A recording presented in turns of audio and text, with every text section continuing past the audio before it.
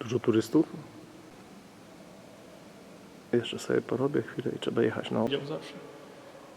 Szkoda, że krótko żyją. Lubiłbym. To już chyba wiem, gdzie to jest.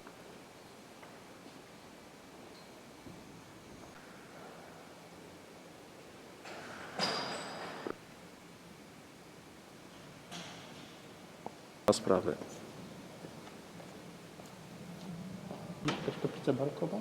No ale to jedyny takim rozmachem zrobił. Jakby Franciszek Saver, który tam ma swoją kaplickę, w tamtych czasach, w ziemiach pruskich, które były protestanckie, luterańskie.